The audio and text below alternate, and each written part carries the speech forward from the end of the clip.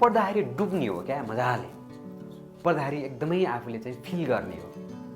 पढ्दाखेरि के हुन्छ भन्दा अन्तर्राष्ट्रिय सङ्गठन कस्तो झ्याउलाग्दो रहेछ, कति झन्झटिलो रहेछ, यो पढ्न नपरे भए हुन्थ्यो, रुचि बेगर भयो त्यो।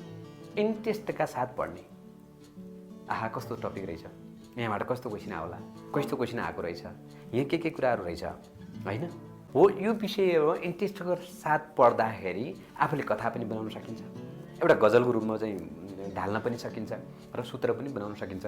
वर्षमा के भन्छु भन्दा सूत्र बनाउँदाखेरि त्यो विषय एकदमै एकदमै गहिरिएर चाहिँ अध्ययन गरेको हुनुपर्छ, किनभने भोलि अर्को अर्थ लाग्छ,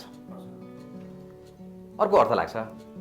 सूत्र बनाएको छ एक्जाममा जाँदाखेरि सूत्र आइदिन्न, आएको चाहिँ सूत्र मात्रै आउँछ, त्यो के हो भन्ने कुरा आउँदैन। तर सूत्र बनाउँदाखेरि मलाई लाग्छ अहिले सूत्र बनाउने एउटा चाहिँ एउटा माहौल पनि छ र बिचमा सबै अरू चाहिँ शब्दहरू हुनु हुँदैन, सूत्रहरूले बिगार्छ। जस्तो संयुक्त राष्ट्रसङ्घका सुरक्षा परिषदका स्थायी राष्ट्रहरू